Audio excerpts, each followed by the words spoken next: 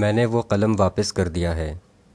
Column نگار Syed Sardar Ahmad Pirzada, the first blind journalist of Pakistan, APNS best Urdu column award holder, روزنامہ نئی بات، مورخہ 20 مارچ 2019۔ ایک عام پاکستانی کے گھر میں جتنے بکھیڑے ہیں، اگر انہیں 100 خانوں میں تقسیم کریں تو سیاست اور جمہوریت کا صرف ایک خانہ ہے، باقی 99 دوسرے سماجی مسائل سے بھرے پڑے ہیں۔ آئیے آج انہی 99 خانوں میں سے ایک عام پاکستانی کی آپ بیتی پڑھتے ہیں۔ یہ واقعہ بالکل سچا ہے۔ وہ دونوں بڑے گہرے دوست تھے، پیدا تو اپنے اپنے گھر ہوئے لیکن پلے بڑے اکٹھے۔ گھروں میں زیادہ روٹی نہ تھی اور سہولتیں بھی بہت کم تھیں، اسی لیے تھوڑا بہت پڑھ لکھ کر راولپنڈی کے ایک دفتر میں سول کلرک بابو لگ گئے۔ کالی سفید کتابیں پڑھنے سے ہلکا سا شعور جاگ چکا تھا۔ یہ شعور چیز ہی ایسی ہے، ذرا سی بھی ہو تو بہت تنگ کرتی ہے، اس کو بھی جس کے اندر موجود ہو، اور انہیں بھی جو شعور کسی کو دینا نہیں چاہتے۔ ان دونوں کا بھی یہی مسئلہ نمبر 1 تھا کہ ہڈیوں کے جوڑ جوڑ میں رچی صدیوں پرانی خاندانی غربت اور جہالت کو ختم کیا جائے اور ترقی کی جائے۔ ان میں سے ایک نے کتابی باتوں کے چکر میں آ کر ڈگریوں کو بلندی اور عزت کی وجہ جانا، کلرکی کے ساتھ ساتھ میٹرک کے بعد FA BA اور پھر انگریزی میں MA کر لیا۔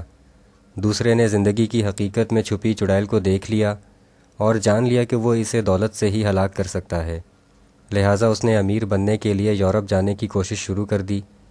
ایک دن آیا کہ ان دونوں میں سے MA پاس دوست نے راولپنڈی کے ایک سرکاری کالج میں انگریزی کے لیکچرر کی حیثیت سے اپنے نئے کیریئر کا آغاز کیا، جبکہ عین انہی دنوں دوسرے کو برطانیہ کا ویزا مل گیا اور وہ ایئرپورٹ جا پہنچا۔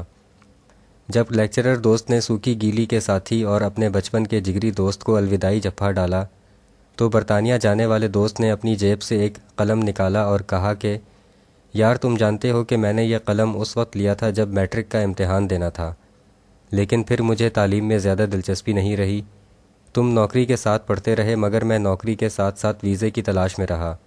میں آج یہ قلم اپنی چاندنی جیسی دوستی کی نشانی کے طور پر تمہیں دیتا ہوں۔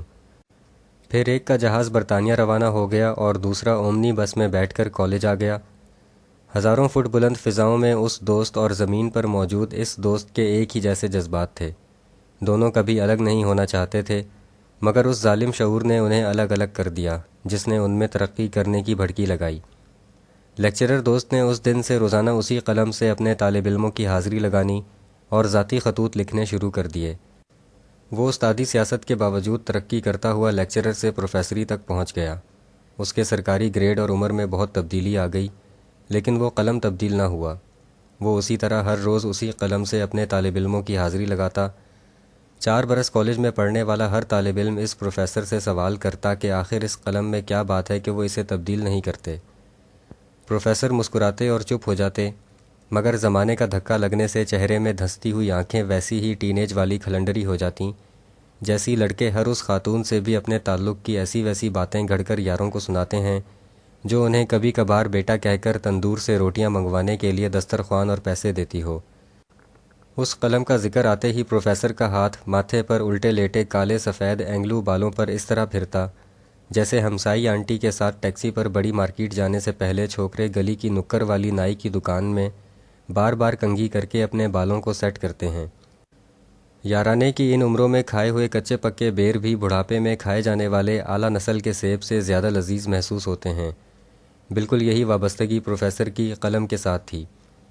برس ہا برس بعد ان پروفیسر کے ایک طالب علم جو اب خود ایک ٹھیک ٹھاک افسر ہے کو پرانی یاد ستائی تو اس نے اپنے انہی پروفیسر کا کھوج لگانے کی ٹھانی۔ سرکاری ملازم کا سراغ ریٹائرمنٹ تک تو مل جاتا ہے، اس کے بعد وہ کٹی پتنگ ہوتا ہے، مگر ان کے شاگرد کی سچی لگن رنگ لے آئی اور وہ پروفیسر تک جا پہنچا۔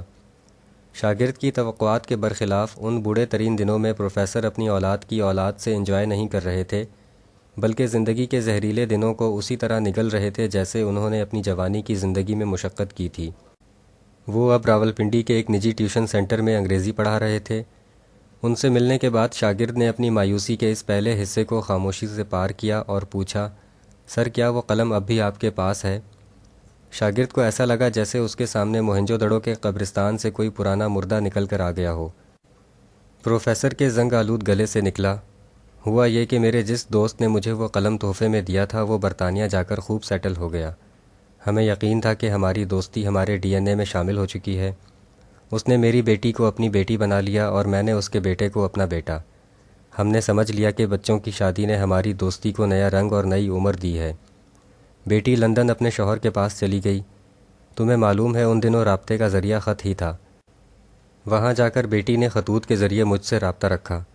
شروع میں نے غور نہیں کیا، لیکن رفتہ رفتہ مجھے محسوس ہوا کہ اس کی تحریروں میں نئی دلہن اور گورے ملک کی شوخیاں نہیں ہیں۔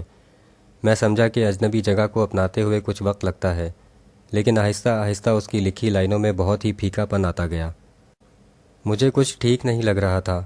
ان دنوں اتنی دور کے دیس میں براہ راست رابطہ بھی ممکن نہ تھا۔ وقت گزرتا گیا۔ بیٹی کے خط آنے کی رفتار مہینوں سے کود کر برسوں میں چلی گئی۔ اس وقت تک میں کہیں نہ کچھ جان چکا تھا۔ بعض لوگ یہاں سے یورپ جیسے پڑھے لکھے اور انسان دوست معاشروں میں جا کر آباد تو ہو جاتے ہیں، مگر ان کا اندر امیگریشن نہیں لے سکتا اور وہ پہلے جیسا ہی وحشی رہتا ہے۔ مجھے پتہ چلا کہ میری بیٹی پہلے دن سے ہی شوہر کے گھر کی جنت میں نہیں بلکہ عقوبت خانے میں داخل ہوئی تھی۔ میری امید میری بیٹی کا سسر اور میرا جگری دوست تھا۔ وہ تو وہیں موجود تھا، لیکن پھر ایسا کیوں ہو رہا تھا؟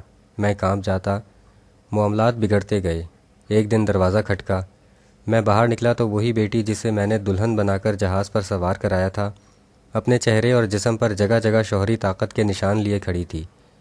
اس نے سب کچھ بتایا اور شاید کچھ چھپایا بھی، بس آخر میں اتنا کہا کہ میرے شوہر نے مجھے گھر سے نکال دیا ہے اور وہ کہتا ہے کہ نہ تو میں تمہیں گھر آنے دوں گا اور نہ ہی طلاق دوں گا، صرف ذلیل کروں گا۔ بیٹی کو ایشین کمیونٹی نے ٹکٹ کے پیسے اکٹھے کر کے دیے اور وہ میرے پاس آ گئی۔ پھر مقدمے بازی کا ایک طویل سلسلہ شروع ہوا۔ آخر کار طلاق ہو گئی۔ اس کا شوہر اور میرے جگری یار کا بیٹا جب ہمارے گھر سے طلاق کے کاغذوں پر فائنل دستخط کر کے جانے لگا تو میں نے اسے کہا، ٹھہرو، ایک چیز لیتے جاؤ۔ وہ حیرانگی سے رکا۔ میں نے اندر سے اسے وہی قلم لا کر دیا اور کہا کہ یہ قلم اب واپس لے جاؤ۔ شکریہ، دی اینڈ۔